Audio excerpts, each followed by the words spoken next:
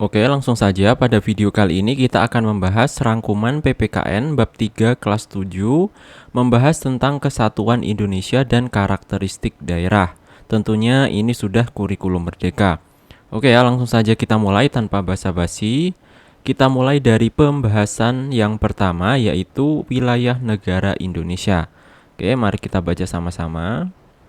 Pendapat mengenai wilayah Indonesia. Terdapat beragam pendapat yang berkembang dalam diskusi tentang wilayah Indonesia.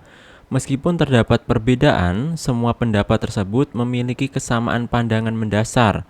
Semua pendapat menyepakati bahwa wilayah negara Indonesia merupakan kawasan kepulauan di sekitar garis khatulistiwa yang terletak di antara benua Asia dan Australia seperti saat ini.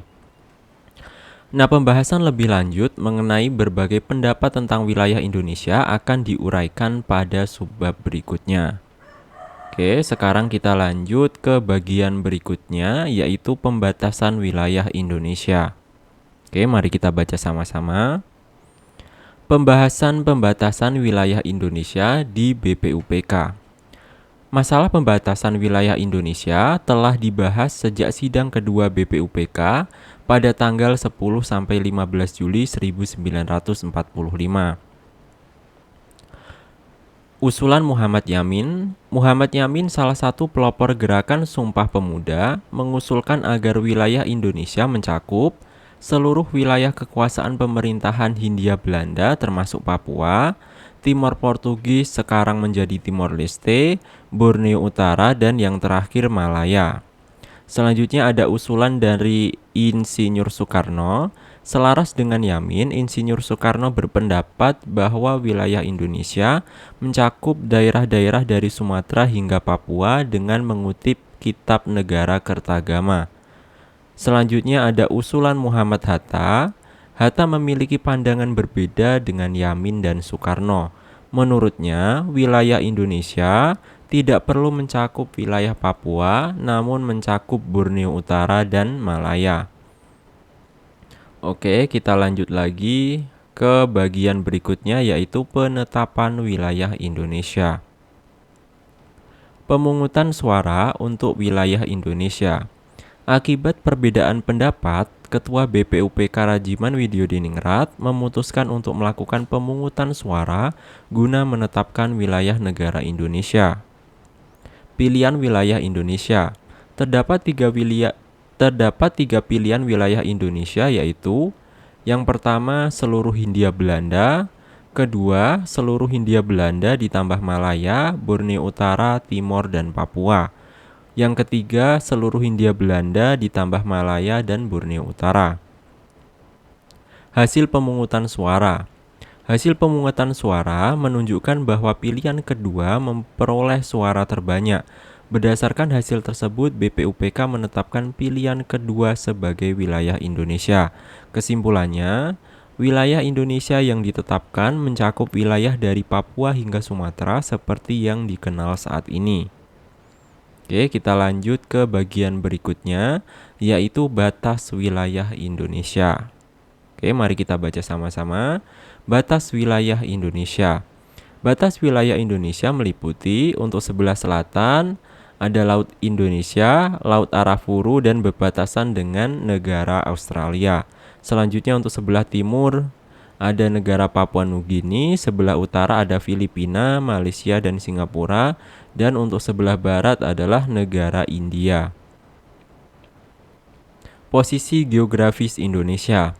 Secara geografis, Indonesia terletak di antara dua benua dan dua samudra, yaitu benua Asia dan benua Australia, serta Samudra Hindia dan Samudra Pasifik. Posisi astronomi Indonesia. Secara astronomis, Indonesia berada pada koordinat 6 derajat lintang utara sampai 11 derajat lintang selatan dan 95 derajat bujur timur sampai 141 derajat bujur timur. Oke, sekarang kita lanjutkan ke bagian berikutnya, yaitu ciri-ciri negara kesatuan. Ciri-ciri negara kesatuan. Negara kesatuan memiliki karakteristik sebagai berikut. 1. Pemerintahan pusat yang memegang seluruh kekuasaan. satu undang-undang dasar yang berlaku di seluruh wilayah negara, satu kepala negara dan kepala pemerintahan untuk seluruh rakyat, dan yang terakhir satu badan perwakilan yang mewakili seluruh rakyat. Penerapan ciri negara kesatuan di Indonesia. Indonesia menerapkan ciri-ciri negara kesatuan tersebut yang dapat diuraikan sebagai berikut. Ibu kota negara terletak di Jakarta. Undang-undang dasar yang berlaku adalah Undang-Undang Dasar 1945. Kepala negara dan kepala pemerintahan berada di bawah kewenangan Presiden. Badan perwakilan terdiri atas MPR, DPR, dan DPD. Kesimpulannya, berdasarkan ciri-ciri dan penerapannya, dapat disimpulkan bahwa Indonesia merupakan negara kesatuan. Oke, sekarang kita lanjut lagi ke bagian berikutnya, yaitu pembahasan negara kesatuan. Oke, mari kita baca sama-sama. Pembahasan bentuk negara di BPUPK. Dalam sidang BPUPK, terjadi perdebatan mengenai bentuk negara yang akan diadopsi oleh Indonesia. Beberapa tokoh penting mengemukakan usulan mereka. Usulan Supomo. Supomo mengusulkan bentuk negara kesatuan dengan alasan sebagai berikut. Adanya tata negara Indonesia yang asli, yaitu pemimpin bersatu jiwa dengan rakyat. Antar golongan rakyat diliputi semangat gotong royong dan kekeluargaan. Usulan Mohatta. Mohatta memiliki pandangan berbeda. Ia mengusulkan negara federal dengan alasan sebagai berikut. Bentuk negara federal atau negara serikat lebih sesuai dengan keberagaman suku bangsa dan budaya Indonesia. Setiap daerah akan memiliki otonomi yang lebih luas untuk mengatur daerahnya sendiri. Oke, dukungan terhadap usulan Supomo. Mayoritas peserta sidang mendukung usulan Supomo, termasuk tokoh-tokoh penting seperti Muhammad Yamin dan Soekarno. Mereka lebih menyetujui bentuk negara Indonesia sebagai negara kesatuan. Oke, sekarang kita lanjutkan ke bagian berikutnya, yaitu kelahiran Negara Kesatuan Republik Indonesia. Proklamasi Kemerdekaan dan Pembentukan Negara. Pada tanggal 17 Agustus 1945, bangsa Indonesia memproklamasikan kemerdekaan dan membentuk negara Republik Indonesia.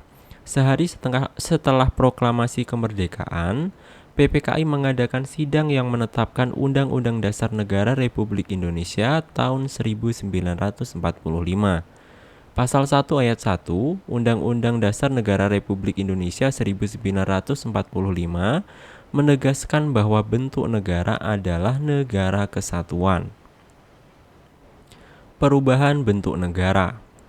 Bentuk negara mengalami perubahan akibat intervensi pihak asing.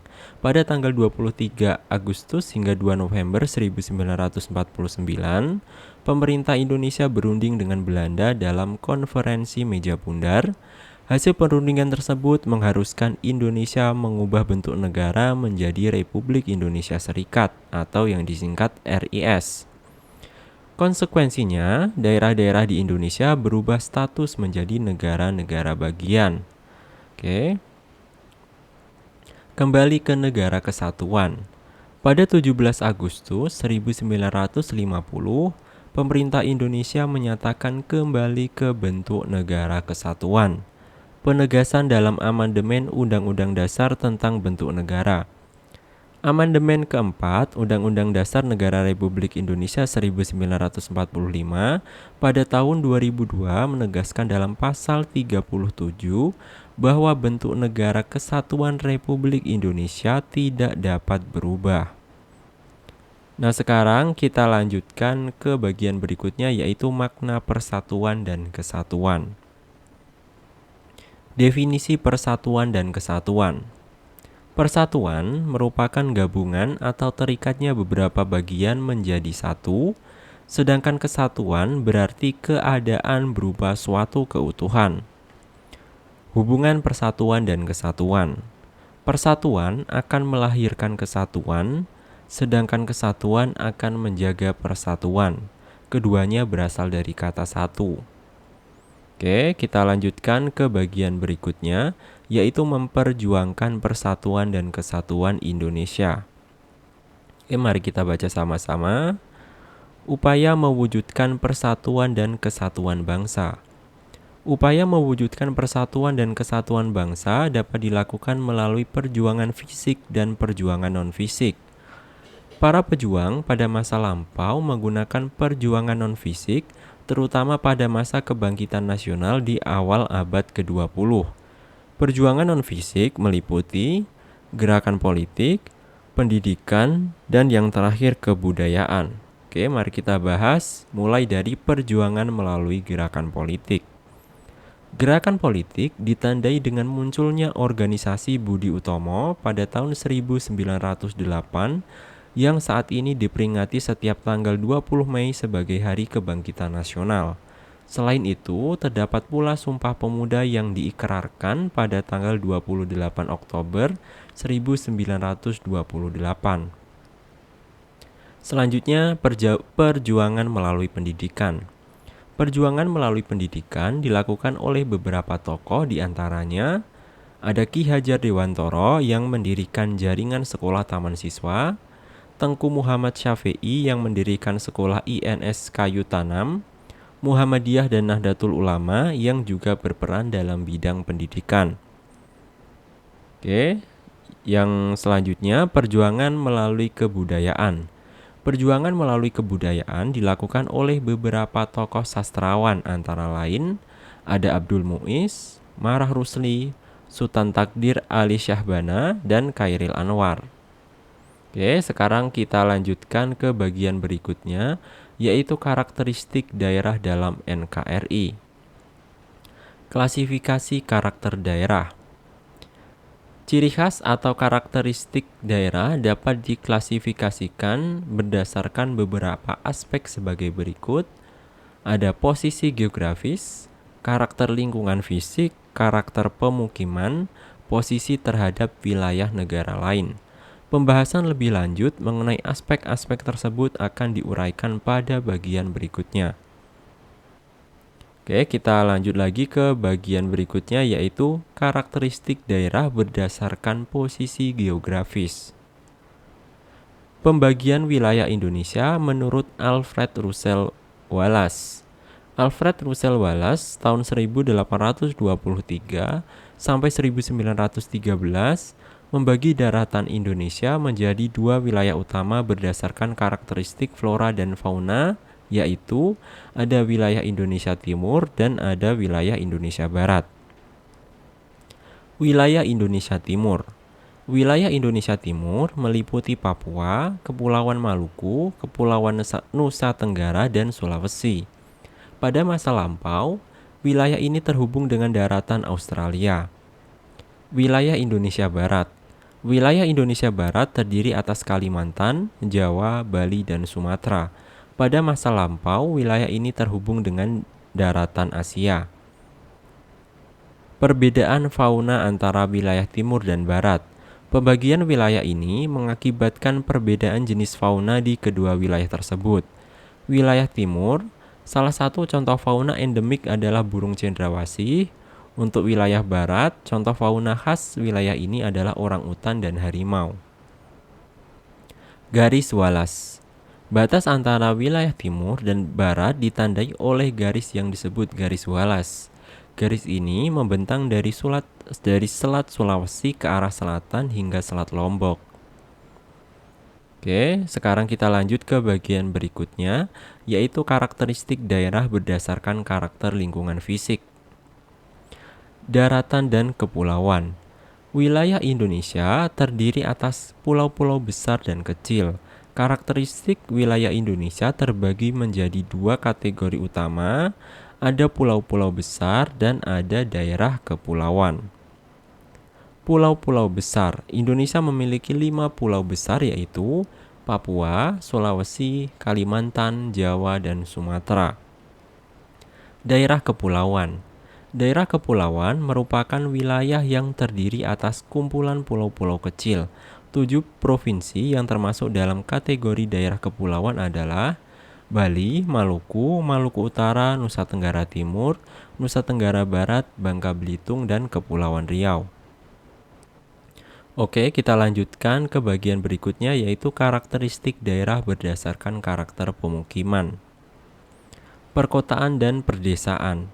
Berdasarkan kepadatan penduduk dan jenis aktivitas, daerah di Indonesia dikelompokkan menjadi ada yang namanya perkotaan, yaitu wilayah berkepadatan penduduk tinggi dengan dominasi kegiatan industri. Selanjutnya ada daerah perdesaan, yaitu wilayah berkepadatan penduduk rendah dengan dominasi kegiatan pertanian.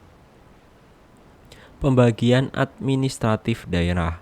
Secara administratif, daerah di Indonesia terbagi menjadi ada daerah tingkat 1 yaitu provinsi, ada juga daerah tingkat 2 yaitu dinamakan kota kalau didominasi wilayah perkotaan, dinamakan kabupaten kalau didominasi wilayah perdesaan.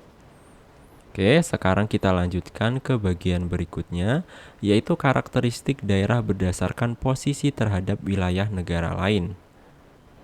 Daerah terpencil. Daerah terpencil ditandai dengan kesulitan akses transportasi menuju ke lokasi tersebut. Beberapa contoh daerah terpencil di Indonesia meliputi Kepulauan Mentawai, Sumatera Barat, Hulu Sungai Kapuas, Kalimantan Barat, pedalaman Pulau Halmahera, Maluku Utara. Selanjutnya ada daerah terluar. Daerah terluar ditandai dengan lokasinya yang berdekatan dengan perbatasan negara lain. Beberapa contoh daerah terluar adalah Provinsi Papua, perbatasan Indonesia membentang dari Jayapura hingga Merauke. Nusa Tenggara Timur, perbatasan dengan Timor Leste di Pulau Timor dan sekitar Pulau Wetar, Maluku. Kalimantan, sepanjang garis utara Kalimantan Barat dan Kalimantan Utara yang berbatasan dengan Malaysia. Oke, selanjutnya ada daerah terpencil dan terluar. Beberapa daerah yang termasuk dalam kategori terpencil sekaligus terluar adalah Nias yang berhadapan dengan Kepulauan Andaman India, Anambas di Kepulauan Riau yang berhadapan dengan Laut Cina Selatan, Kepulauan Sangihe Talaut yang berhadapan dengan Laut Sulu Filipina dan Samudra Pasifik. Oke, sekarang kita lanjutkan ke bagian berikutnya, yaitu karakteristik kebudayaan. Karakteristik kebudayaan daerah di Indonesia. Karakteristik daerah di Indonesia berkaitan erat dengan suku dan kebudayaan di masing-masing wilayah. Berikut adalah beberapa contoh keragaman budaya di berbagai pulau. Untuk Pulau Sumatera ada budaya Melayu di timur, budaya Minangkabau di barat, budaya Aceh di utara, budaya Tapanuli di tengah. Pulau Kalimantan, wilayah tengah umumnya berbudaya Dayak, untuk wilayah pesisir berbudaya Melayu dan Banjar. Untuk Jawa dan Bali, kedua pulau ini memiliki kebudayaan khas masing-masing yang telah dikenal luas. Nusa Tenggara, bagian barat berbudaya Sasak, bagian timur berbudaya Sumbawa dan Bima. Sulawesi, pulau ini memiliki budaya Bugis Makassar dan budaya Minahasa yang khas. Maluku dan daerah pantai Papua. Kedua wilayah ini memiliki kesamaan budaya kuliner, yaitu makanan dari sagu dan ikan laut. Pegunungan Papua, wilayah ini terdiri atas lebih dari 100 suku berbeda dengan karakteristik budaya tersendiri seperti budaya bakar batu. Nusa Tenggara Timur, provinsi ini memiliki karakteristik budaya yang serupa dengan daerah-daerah di negara Timor Leste. Kesimpulannya, Indonesia memiliki kekayaan budaya yang sangat beragam. Keberagaman ini merupakan aset berharga yang harus dilestarikan bersama untuk menjaga persatuan dan kesatuan bangsa. Oke, kita lanjutkan ke bab berikutnya. Mempertahankan persatuan dan kesatuan. Mempertahankan persatuan dan kesatuan. Mempertahankan persatuan dan kesatuan perlu dilaksanakan di berbagai lingkungan, mulai dari keluarga hingga bangsa dan negara. Cara utama untuk mencapai ini ialah dengan mematuhi norma-norma yang berlaku, termasuk norma agama, hukum, dan sosial. Mempertahankan persatuan dan kesatuan di lingkungan keluarga. yaitu dengan cara melaksanakan ibadah bersama, menghindari penggunaan kata-kata tidak sopan, saling membantu dalam tugas keluarga sehari-hari. Oke, selanjutnya untuk mempertahankan persatuan dan kesatuan di lingkungan sekolah, mematuhi peraturan sekolah, bersikap tertib, disiplin, dan aktif dalam pembelajaran, bergaul dengan semua siswa tanpa membeda-bedakan. Mempertahankan persatuan dan kesatuan di lingkungan masyarakat, mematuhi norma-norma masyarakat, berpartisipasi dalam kegiatan lingkungan, terlibat dalam komunitas keagamaan. Selanjutnya, mempertahankan persatuan dan kesatuan di lingkungan berbangsa dan bernegara, yaitu dengan cara menaati hukum dan peraturan, menghargai keberagaman masyarakat, dan yang terakhir tidak menyebarkan berita bohong. Oke, itu tadi adalah video kali ini. Mudah-mudahan apa yang saya sampaikan tadi dapat bermanfaat dan sampai jumpa di video selanjutnya.